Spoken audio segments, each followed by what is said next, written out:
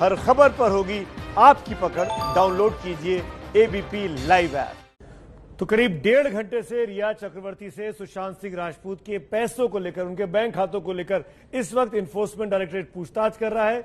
120 B और धारा 420 के तहत उनके ऊपर जो मुकदमे चल रहे हैं उसके तहत जानकारी ईडी निकालना चाहता है कि जो 17 करोड़ में से 15 करोड़ की गबन की बात है, निकालने की बात है, तो उसमें क्या रिया चक्रवर्ती का कोई रोल है। 1.5 घंटा हो चुका है और इस बीच बड़ी खबर वो ये है कि रिया चक्रवर्ती से ईडी जो पूछताछ कर रहा है, खुलासा ये सामने आ रहा है कि ईडी ने रिया के 2 बैंक खातों को लेकर जो जांच की है उससे जुड़े सवाल रखे जा रहे हैं रिया चक्रवर्ती के सामने। और रिया चक्रवर्ती के बैंक खातों को लेकर उनके इनकम टैक्स को जो खगाला है ईडी ने, उसमें जानकारी ये सामने निकल कर आ रही है कि नेटवर्थ कुछ साल में रिया की 10 लाख से 14 लाख पर पहुंची है। रिया ने 2 घर ऐसे में कैसे खरीद लिए, वो भी करोड़ों के, जबकि नेटवर्थ जो है वो 10 लाख से 14 लाख पर पहुंची। तो पैसे कहां से आए कि करोड़ों के घर रिया चक्रवर्ती खरीद लें। संपत्ति को लेकर यह नया खुलासा है रिया चक्रवर्ती की। पॉश इलाकों में 2 घर कैसे खरीदे, इसकी जांच हो रही है। हम सीधे आपको लिए चलते हैं। मेरे साथ मेरे सहयोगी गणेश ठाकुर इस समय मौजूद हैं और गणेश अपडेट्स के साथ हमारे साथ जुड़े हैं कि रिया के बैंक खातों को खगाला है, रिया के इनकम टैक्स रिटर्न को खगाला है, और उसके बाद सबसे बड़ा सवाल इस समय यही रिया के सामने जिसका उन्हें जवाब देना होगा गणेश, कि 10 लाख से 14 लाख आपकी नेटवर्थ बढ़ती है और आप घर जो है वो करोड़ों के खरीद लेती हैं, कैसे? यही सवाल है और इसी सवाल के लिए कम से कम 6 से 7 घंटे उनसे पूछताछ होगी, क्योंकि सीए का स्टेटमेंट जो डील हुई थी दोनों फ्लैट्स के, वो सारा डॉक्यूमेंट लेकर आए हैं वो। इसके अलावा उनके सोर्स ऑफ इनकम को बारे में भी पूछताछ हो रही है। देखिए 10 लाख रुपए उनका 18-19 का जो इनकम टैक्स रिटर्न था आईटीआर वो बताता है, और 4 लाख रुपए एक साल में बढ़े हैं। 2018 में उन्होंने घर लिए थे और मेरे को जानकारी के 2018 में उनका जो आईटीआर बताता है कि 8 लाख उनकी इनकम थी। एक साल में अगर 8 लाख रुपए किसी की इनकम होती है तो ऐसे में वो 80 लाख का घर कैसे लेता है, 55 लाख का लोन उसे कैसे मिलता है।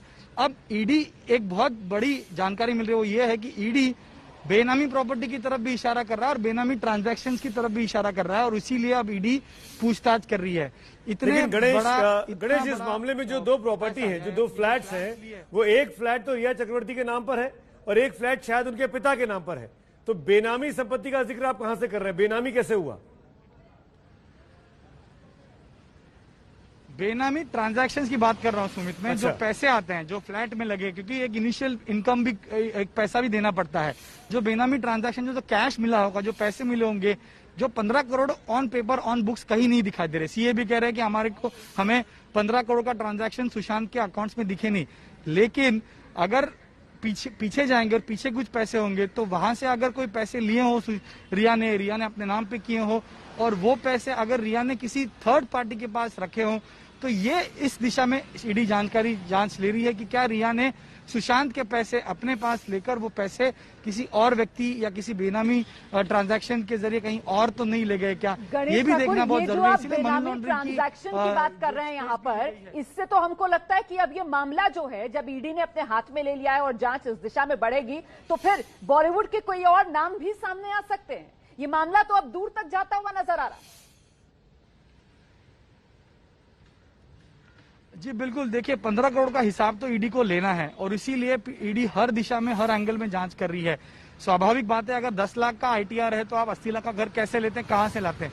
पिता ने मदद की, भाई आपका कमाता नहीं है, माताजी आपकी हाउसवाइफ है, आपकी 2 फिल्में हुई थी, उसके बाद आपने कोई काम नहीं किया, या आपका इनकम टैक्स ये बताता है कि आपकी सोर्स ऑफ इनकम उतनी है नहीं, तो पैसे आए कहां से? क्या सुशांत ने मदद की?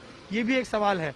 ऑन पेपर ऑन बुक्स में तो कुछ दिखाई देता नहीं है, लेकिन कई बार ऐसा होता है कि कुछ ट्रांजैक्शन अपने आंखों से दिखते नहीं है या ट्रांजैक्शन पर नजर गिरती नहीं है, वो पैसे किसी न किसी व्यक्ति के पास जाते हैं और वहां से रूट होते हैं। तो क्या ऐसा कुछ किया गया था क्या? ये सारे सवाल हैं जो रिया चक्रवर्ती को लेकर ईडी इन सवालों के जवाब ढूंढ रही है। 14 लाख नेट उनका है और फ्लैट जो लिए हैं बड़ी इंपॉर्टेंट जानकारी गणेश आप दे रहे हैं कि साल भर में आपका कुल मूल्य नेटवर्थ जो है वो महज 4 लाख रुपए बढ़ता है, लेकिन आप फ्लैट खरीदती हैं करोड़ों के। कैसे खरीद पाती हैं? ये सबसे महत्वपूर्ण पहलू है इस पूरी बातचीत का कि जो इसकी आमदनी केवल 4 लाख बढ़ी, वो कैसे करोड़ों की प्रॉपर्टी खरीद रही है, कौन उसकी मदद कर रहा है, क्या चीज है वो मॉर्गेज रख रही है, कौन उसको लोन दे रहा है, जिसके पास उस लोन को चुकाने की औकात है कि नहीं है, उस लोन को वापस लौटाने के पैसे है कि नहीं है। ये तमाम चीजें कोई भी बैंक जब लोन देता है तो ध्यान में रखता है। इसीलिए गणेश की ये बात बहुत इंपॉर्टेंट है कि कहीं ना कहीं बेनामी ट्रांजैक्शन की ओर भी चीजें जा रही हैं।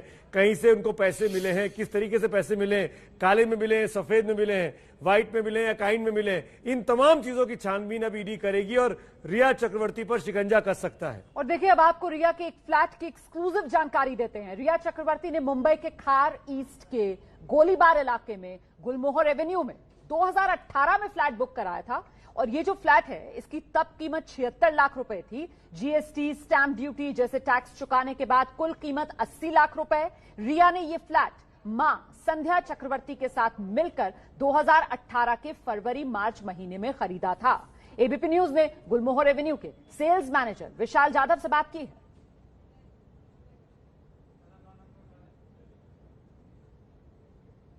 सुशांत सिंह राजपूत की गर्लफ्रेंड रही रिया चक्रवर्ती ने 2018 फरवरी मार्च में मुंबई के खार ईस्ट इलाके में एक फ्लैट बुक कराया था जो उनके नाम पर और उनकी मां के नाम पर है। आप लोग देख सकते हैं ये जो चित्र आप देख रहे हैं, ये बिल्डिंग की साइट है। ये जो बिल्डिंग है ये अंडर कंस्ट्रक्शन है। ये बिल्डिंग जो है 15 माले की होगी और 5वें फ्लोर पर रिया चक्रवर्ती ने अपना फ्लैट बुक कराया था। इस वक्त मेरे साथ मौजूद हैं इस बिल्डिंग के जो सेल्स मैनेजर हैं विशाल जाधव, उन्हीं से जानने की कोशिश करेंगे रिया ने कब और कितने में इसकी बुकिंग कराई थी और ये फ्लैट क्या रिया और उनकी मां संध्या दोनों के नाम पर है, कुछ बताइए। सर, तकरीबन फरवरी मार्च 2018 के दौरान ये बुकिंग हुई है और 1 BHK जो हमारा अपार्टमेंट है 322 स्क्वायर फीट का, उसकी बुकिंग हुई है। जी हाँ, उनके माताजी और उनके नाम पर ये प्रॉपर्टी जो है रजिस्टर हुई है। तो क्या ये जो बिल्डिंग है इसमें कितने विंग्स होंगे और कौन से विंग में उनका फ्लैट होगा? 5th फ्लोर पे है उनका फ्लैट, कौन सा विंग होगा? सर, ऐसा है कि ये 12 विंग का प्रोजेक्ट है और इसमें ई विंग में उनका फ्लैट है 5th फ्लोर पे। इसकी कीमत क्या है, कितने में बुक कराया था, कितना डाउन पेमेंट किया था, इसके बारे में कुछ बताइए। सर, ये 76 लाख की कीमत है उस फ्लैट की, उस समय पर थी और उन्होंने टोकन अमाउंट जो है इनिशियली 51,000 का पे किया है और उसके बाद 10% अमाउंट उनसे रिकवर की गई प्रोसीजर के तहत और उसके बाद स्टैम्प ड्यूटी, रजिस्ट्रेशन वगैरह भरवा करके हम लोग ने प्रोसीजर पूरा किया है। तो 76 लाख का फ्लैट है, 10% वो दे चुकी हैं और स्टैम्प ड्यूटी, रजिस्ट्रेशन वो टाइम पे दे चुकी थी वो 10%। उसके बाद जैसे जैसे पेमेंट लागू होते गए उन्होंने अभी तक का पेमेंट पूरा क्लियर रखा है। कितने परसेंट पैसे वो दे चुकी हैं 76 लाख में से? 45%। तो जीएसटी, स्टैम्प ड्यूटी, रजिस्ट्रेशन और ये सारे चार्जेस मिला करके वो 80 लाख से ज्यादा होगा। 80 लाख से ज्यादा का पड़ा है ये फ्लैट। अच्छा, तो ये बताइए उन्होंने पेमेंट किस तरह से किया है, कौन से अकाउंट से पेमेंट आया था? क्या सुशांत के अकाउंट से भी पेमेंट आया है या सिर्फ रिया ने अपने अकाउंट से, अपने बैंक अकाउंट से ये पेमेंट किया है? जी नहीं, जो भी जिनका भी नाम अग्रीमेंट में होता है केवल उनके अकाउंट से ही पेमेंट आ सकता है और ठीक उसी तरह उनका भी पेमेंट आया है। किसी और के अकाउंट से नहीं आया है, केवल रिया और रिया के माताजी के अकाउंट से ही पेमेंट्स आए हैं। तो उसके बाद जो अमाउंट है उस पर उन्होंने लोन लिया है HDFC बैंक से। लोन कितना लिया है, कुछ बता सकते हैं इस फ्लैट पे? 50 to 60 लाख के बीच में कुछ लोन लिया है उन्होंने।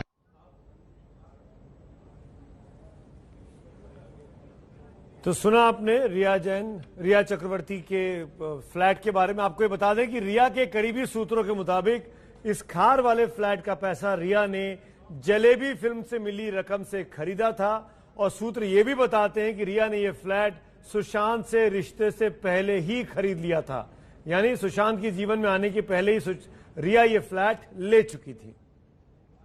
2018 में ये फ्लैट जो खरीदा गया और जो परिवार की तरफ से भी शिकायत की गई है FIR में, उसमें यही कहा गया है कि रिया जो है वो पिछले 1 साल से सुशांत सिंह राजपूत के साथ थी। तो 1 साल मतलब 2019 बन जाता है और ऐसे में ये फ्लैट जो रिया ने खरीदा था वो 2018 मैं ओम प्रकाश के पास चलना चाहूंगा। ओम प्रकाश, आपने सुना एक फ्लैट के बारे में थोड़ी सी मिस्ट्री क्लियर हो रही है। उन्होंने भले इस 80 लाख के करीब का फ्लैट लिया, 45% वो पेमेंट कर चुकी हैं, एचडीएफसी से लोन लिया है 50-60 लाख रुपए का, एचडीएफसी लोन दे रहा है। तो इसमें अगर आपकी आमदनी खर्च 98 है और खर्चा अगर आप रुपया कर रहे हैं, तो क्या ईडी की जांच के दायरे में बैंक एजेंसीज भी आ जाती हैं? क्या आपने 4 लाख की कीमत आपकी आमदनी बढ़ी एक साल में और आपने 80 लाख का फ्लैट कैसे बुक कर लिया? क्या बैंक से भी पूछताछ हो सकती है? बिल्कुल सुमित जी, आज जब रिया इस बारे में क्लियर करेगी कि ये पैसा उसके पास कैसे आया था, लोन लिया था तो कहां से लिया था, किसके थ्रू लिया था, किस बैंक से लिया था, कब लिया था, तमाम सवालात उसमें होंगे, उनको जवाब देने पड़ेंगे। उस लोन से जो रिलेटेड डॉक्यूमेंट्स हैं वो भी उन्हें सबमिट करने पड़ेंगे। और ऐसे में अगर ईडी को कहीं लगता है कि बैंक अधिकारियों ने इसमें कोई गड़बड़ की है, तो वो मामला जांच के लिए खुद तो नहीं कर सकते, लेकिन मामला जांच के लिए वो दूसरी जांच एजेंसी को रेफर कर सकते हैं कि इस मामले में ऐसी गड़बड़ियां पाई गई हैं। क्योंकि ईडी केवल मनी लॉन्ड्रिंग एक्ट के तहत कार्रवाई करेगा, लेकिन ईडी ये जरूर जानना चाहेगा कि जो पैसा था वो आया कहां से, किस रूप में आया, और ये भी हो सकता है कि उस पैसे जो लोन लिया गया उसको चुकाने के लिए रिया ने तथाकथित जो आरोप लगे हैं वो पैसा लिया हो, वो उधर गया हो। तो जांच अभी एकदम आरंभिक चरण में है। ईडी को जो जवाब आज दिया, और एक सबसे महत्वपूर्ण अभी मेरे पास एक खबर आई है, मैं आपको बता दूं सुमित जी। जब रिया से आरंभिक सवालों में पूछा गया कि वो आईटीआर कहां फाइल करती हैं और अपनी 5 सालों की आईटीआर के बारे में बताएं, तो उन्होंने कहा कि मेरे पास अभी दस्तावेज नहीं है, मेरे वकील की मार्फत या मैं इन दस्तावेजों को बाद में ईडी के सामने सबमिट कर दूंगी। अब तक ऐसे 3 सवाल हो चुके हैं जिनके बारे में रिया ये बोल चुकी हैं कि वो दस्तावेज अभी उनके पास नहीं है और वो ये दस्तावेज ईडी के सामने बहुत जल्दी पेश करेंगी। यानी कि इस बात से एक चीज साफ हो जाती है कि रिया का ईडी में दोबारा आने का रास्ता भी खुल चुका है। बहुत बड़ी बात आप कह रहे हैं, इसको अंडरलाइन करने की जरूरत है प्रकाश। यहाँ पे पिछले 5 साल का इनकम टैक्स रिटर्न आईटीआर मांगा गया ईडी के द्वारा रिया चक्रवर्ती से। अब तक की करीब 1.25 घंटे की पूछताछ में रिया चक्रवर्ती ने दस्तावेज नहीं दिए हैं। रिया चक्रवर्ती वो डॉक्यूमेंट्स लेकर नहीं आई है बीते 5 साल के आईटीआर के, और उन्होंने वक्त मांगी है। उन्होंने ये कहा कि मुझे कुछ मोहलत दीजिए, मैं अपने बैंकों, अपने वकीलों के जरिए ये तमाम डिटेल्स आप तक पहुंचा दूंगी। बिल्कुल, हमने देखा भी कि खाली हाथ रिया चक्रवर्ती पहुंच रही थी जिस समय वो ईडी दफ्तर पहुंची। कागजात वकील लेके चले जाते हैं। बिल्कुल, लेकिन अभी फिलहाल ये कहा जा रहा है रिया चक्रवर्ती की तरफ से कि वो दस्तावेज नहीं लाई हैं और वकीलों से वो अपने आगे दस्तावेज दिलवाएंगी। लेकिन जो बात ओम प्रकाश कह रहे थे कि ये समझिए आप इस बात को कि आज तो पूछताछ हो रही है रिया चक्रवर्ती से, लेकिन जल्दी ही दोबारा भी रिया चक्रवर्ती को और पूछताछ के लिए बुलाया जा सकता है। छोटे से ब्रेक के लिए रुक रहे हैं, फौरन लौट रहे हैं। एबीपी न्यूज आपको रखे आगे। कागजात हमारे पास है, पिटीशन हमारे पास है, एफआईआर हमारे पास है। लगातार एबीपी न्यूज पर ये बड़ी कवरेज आप देख रहे हैं जहां रिया चक्रवर्ती के साथ पूछताछ चल रही है ईडी के दफ्तर में। 1.25 घंटे होने आ गए। मेरे सहयोगी मृत्युंजय कुमार सिंह मौजूद हैं वहीं ईडी मुख्यालय से, लगातार हमको अपडेट दे रहे हैं। मृत्युंजय, ताजा अपडेट जानना चाहेंगे आपसे। 1.25 घंटे हो चुके हैं, किस तरह के सवाल हुए और कितनी बड़ी टीम उनसे पूछताछ कर रही है, दिखाइए कुछ वहां से। जी बिल्कुल सुमित जी, लगभग अब कुछ समय बाद 2 घंटे का वक्त हो जाएगा जब रिया चक्रवर्ती मुंबई के बेलाड स्टेट में ये जो ईडी का दफ्तर है वहां पर पहुंची हुई है। ये जो आप दूसरी मंजिल देख रहे हैं, दूसरी मंजिल में ही ईडी का दफ्तर है मुंबई यूनिट का, जहां पर उनसे पूछताछ हो रही है और 3 जो अधिकारी हैं वो पूछताछ कर रहे हैं। और इसमें से एक एडिशनल पद के जो अधिकारी हैं ईडी के, वो भी इस पूरे निगरानी रखे हुए हैं। उनके सामने पूरा जो बयान है वो लिया जा रहा है। आपको बता दें कि शुरुआत में तो रिया चक्रवर्ती से उनके जो पर्सनल डिटेल्स हैं उसके बारे में जानकारी हासिल की गई और उसके बाद में जो एक ओथ कराया गया कि आप जो लिखित दे रही हैं वो पूरी तरह से प्रमाणित होगा और ये सत्य माना जाएगा। और उसके बाद रिया चक्रवर्ती से उनके जो ट्रांजैक्शंस है उसके बारे में जानकारी शुरू करने से पहले उनके पूरे जो आईटीआर है, इनकम टैक्स रिटर्न फाइल, वो पिछले 5 साल की मांगी गई। हालांकि उनके साथ में कोई दस्तावेज नहीं है, उनकी जूनियर वकील आई हुई हैं। आपको बता दें कि वो किसी भी दस्तावेज के साथ यहाँ मुंबई में ईडी दफ्तर में नहीं पहुंची हुई हैं। और इसी वजह से रिया चक्रवर्ती की तरफ से ये कहा गया है कि वो दस्तावेज बाद में पेश करेंगी। 5 साल का पिछले आईटीआर, इनकम टैक्स रिटर्न मांगा ईडी ने, वो नहीं दे पाई है अभी रिया चक्रवर्ती। इस बड़ी खबर पर हमारी नजर लगातार बनी हुई है। आप रहिए हमारे साथ, फौरन लौट रहे हैं। एबीपी न्यूज आपको रखे आगे।